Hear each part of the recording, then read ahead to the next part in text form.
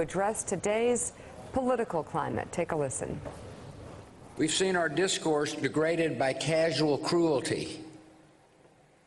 At times it can seem like the forces pulling us apart are stronger than the forces binding us together. Argument turns too easily into animosity. Disagreement escalates into dehumanization. We've seen nationalism distorted into nativism. We've forgotten the dynamism that immigration has always brought to America. We see a fading confidence in the value of free markets and international trade, forgetting that conflict, instability, and poverty follow in the wake of protectionism. We've seen the return of isolationist sentiments, forgetting that American security is directly threatened by the chaos and despair of distant places. The American dream of upward mobility seems out of reach for some who feel left behind in a changing economy. Discontent deepened and sharpened partisan conflicts. Bigotry seems emboldened. Our politics seems more vulnerable to conspiracy theories and outright fabrication.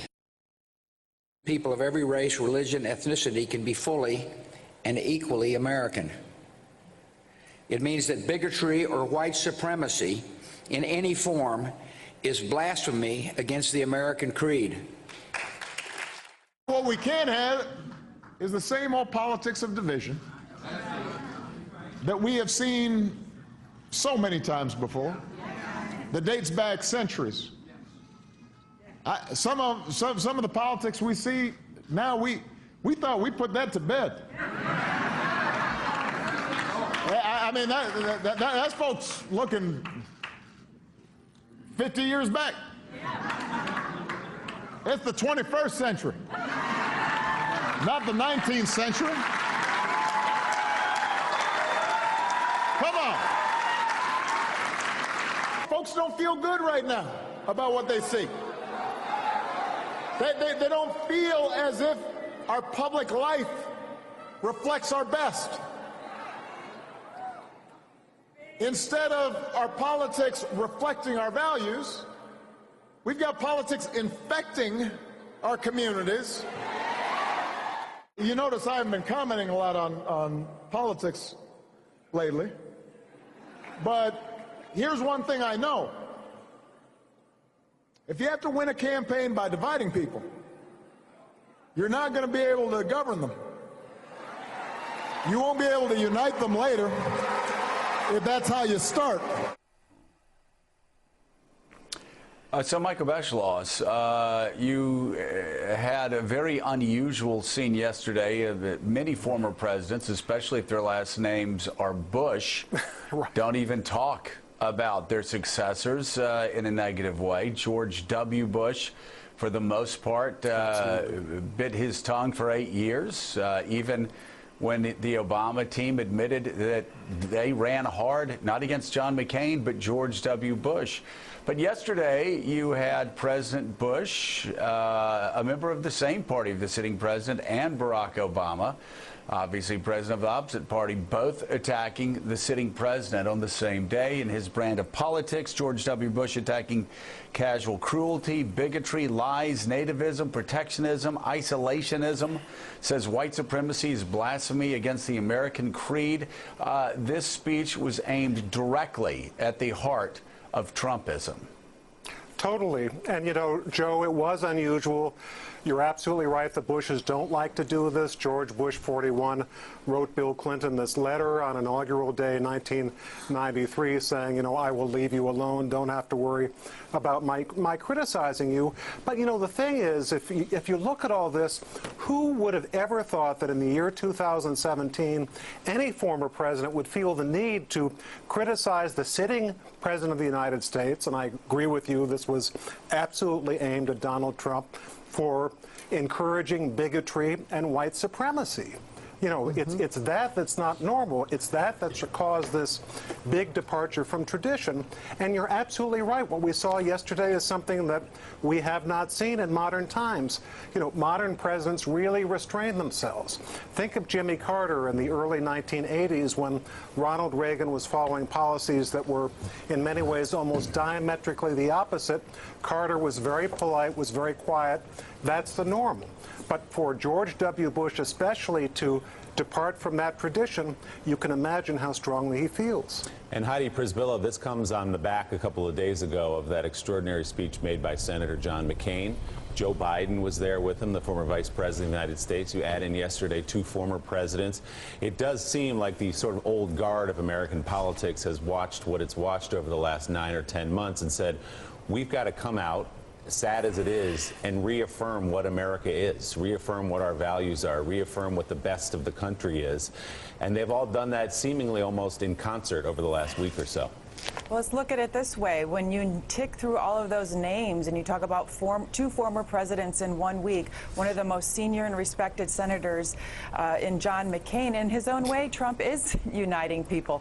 And I think collectively, the way to look at this is that these, as senior statesmen, are worried about the very fundamentals of democracy, that George Bush, who sat through so much during the campaign with his brother being ridiculed and his own policies being criticized, would choose this moment to speak out. And as you know, as someone who covered Bush, I can kind of understand perhaps some of the emotions behind this, because if you all remember, prior to 9/11, what George Bush wanted to do with the Republican Party was to take the Republican Party to into the next century by starting out by appealing to Mexico. That was one of the first trips he made, was to go down there and make clear that the Republican Party was going to be a big tent party and welcome all. He saw a connection there, perhaps even on a religious level, that these are people of faith.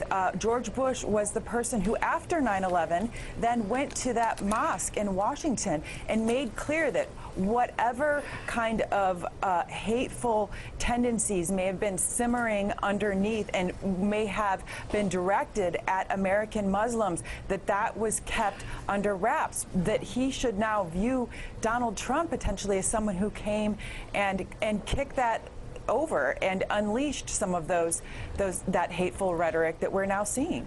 Hey, Joe, can I ask you a question? It's a sobering theory that obviously we're seeing all these great leaders come forward and uniting.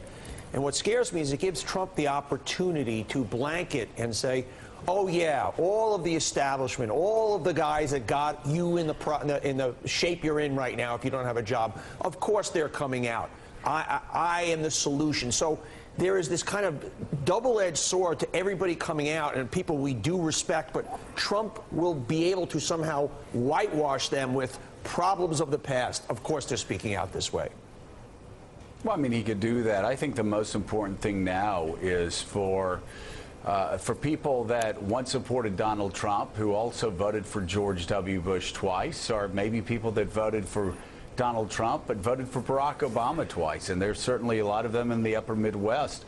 Will look at these men that they voted for twice, men that they respected, and actually say, hey, wait a second, maybe they're onto something. And Noah Rothman, every time my retweets these days are usually of writers like you and John Podhoretz and others, Noah, that are well-known conservatives, people that have a conservative following who continue to be skeptical of what Donald Trump is doing to conservatism, the Republican Party, and the nation as a whole. Don't you suspect that George W. Bush coming out will at least send a signal to some traditional Republicans that maybe it's not just those talking heads on TV, maybe this guy is disconnecting us from what made the conservative movement the conservative movement? I wish it would. I'm a little skeptical. George W. Bush received a lot of criticism from conservatives on a variety of issues, legitimately. Compassionate conservatism rang in the ears of many conservatives as reckless spending. and that was a legitimate critique. And you're already seeing from Trump supporters that this speech, they are conflating it with immigration reform. They're saying the '06 immigration bill with a pathway to citizenship is what George Bush's legacy was supposed to be, and he didn't like it, and calling anybody who wants to enforce borders bigots is the wrong way to go about it. That's a conflation of issues, and people need to say, you remember Judge Curiel, remember the Muslim database, remember how we had a selective memory about David Duke, and you wouldn't want me to, denounce groups that I don't know anything about, being the KKK, being that group. I mean, it's not as though these tiki torch wearing or Nazi sympathizers came from nowhere. This happened over the course of a very short period of time, and it was inspired and legitimized from somewhere. And we need to be very clear about what that is in serious, narrow and circumspect terms. This isn't about immigration. This isn't about the border. This is about rhetoric. It's about sentiment. It's about what the country means. So, Yamiche Alcindor, there's also the effort by General Kelly yesterday to address the other issue that has just been so stunningly sad, given the national conversation, and that is the Gold Star families and how they're treated at their time of need. Do you think the former president's words helped or hurt John Kelly in his ability to do his job with President Trump to try and educate him? I think that John Kelly in some ways echoed what we saw George Bush and Barack Obama say, and it's this idea that there were these sacred values that Americans, I think, thought were things that we shouldn't be, that were sacred. So when you think about John Kelly's speech talking about women, talking about the Army, the issue here, of course, is that I interviewed the mother. I actually got in touch with the mother of Sergeant Johnson. I shouldn't say I interviewed her. We were exchanging Facebook messages, and what she told me was that she was backing the Congresswoman's version of this event. And I think what's important there is that while General Kelly backed up his boss and said that I support the way that President Trump did this, he said he was trying and essentially failing to be empathetic to this family. He didn't mention the fact that the Gold Star family themselves also felt disrespected, and that the soldier's mother, apart from the Congresswoman, had real issues with the way that the president spoke to Sergeant Johnson's widow. He didn't say any of that. And I think that was what became an inherently political moment. It's this idea that while John Kelly, who's a Gold Star family himself, is talking about the president and saying that, that this week that we've in some ways kind of taken away the sacredness of Gold Star families, he didn't actually say that this Gold Star family, that this commander-in-chief failed when he talked to this Gold Star family. And one of the things that was important was that President Trump said that the congressman completely fabricated this, that he didn't say anything like that. And General Kelly, of course, said, well, he actually did basically say exactly what the Congresswoman said. He just meant it in a different way. And you can see how the way that General Kelly said it would be important. But I think that the also important thing to note here is when we talk about George Bush and we talk about Barack Obama, I've talked to people who are both working in like Homeland Security, and those people tell me that when you look at George Bush and his legacy, he was a president who essentially saw the beginning of a system where thousands of people were racially profiled. This was a president who had Hurricane Katrina and people blatantly saying that the president didn't care about African Americans in New Orleans and failed them in the height of a crisis. So when we talk about George Bush, it's important to note that while in some ways President Trump has changed the expectations for presidents, that you should just be able to call out white supremacy, much like George Bush did. It was obviously not an issue for him to do that, where President Trump struggled in the back of Charlottesville, at the end of Charlottesville. President Bush has his own really hard history when it comes to race, and there are people who essentially said that you oversaw a racist regime in some ways. So I think when we think about him, it's interesting to me to see him in this light, because he is having a sort of second life. But there are a lot of people who very much remember the fact that thousands of people died in Afghanistan, and thousands of Gold Star families were thinking about that. Joe. Well, Michael Beschloss, people who said that George W. Bush ran a racist regime are to say engaging in hyperbole would be kind. Yes. This is a man I agree. who after 9/11 went to a Muslim center in the immediate aftermath of 9/11 and embraced Muslims and said Absolutely. that that attacking Muslims would be un-American when it was probably very unpopular for him to do. I speak as someone who, as anybody who watched me on TV from 2004 to 2008, remember, eviscerated George W. Bush every night. So I have not been a political fan of his, but the one thing I always respected about George W. Bush is even if I didn't agree with a lot of his policies, he did understand what Donald Trump does not, and that we are better as a nation when we are united, and any bigotry, even as he said, the soft bigotry of low expectations is unacceptable. I totally agree with what you've just said, Joe, and I think that's what moved him to come and speak out yesterday, which, as we've said, is not easy for him. And I think what he said underlines the fact that we've never seen this before in history. You know, Joe, there are 5 former presidents living right now. How many of them does Donald Trump have any relationship with? 0.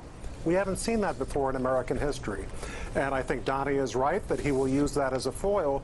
But I think it does say something about this presidency. And what George W. Bush was basically essentially saying was Donald Trump may be trying to suggest that he's part of some great modern historical current in history that's legitimate. And what he was basically saying yesterday was that's absolutely wrong. Donald Trump and the people who encourage him and the people who talk about white supremacy and bigotry, they are fringe and they have to be called that. That's something we haven't seen in recent times. And Nick Confessori, I'm curious. I want to get your opinion on what Donnie Deutsch asked earlier about whether yesterday was a positive or something that Trump would use. I mean, for me at least, and maybe I'm just too optimistic, I think yesterday showed that Donald Trump and Steve Bannon are clinging to a way of life that was dying 50 years ago. That Donald Trump will always be seen as the death cry of this extremism, this nationalism, this nativism. What did you see when you saw George Bush and Barack Obama and even John Kelly talking about we are a nation that once valued sacrifice, that once valued women and treated them with respect, that once valued the fallen and their families? How did you take in everything that happened yesterday? You know, speaking of Bush and Obama, Joe, I actually had a different reaction. I saw 2 men whose policies were in some sense repudiated by the election of President Trump.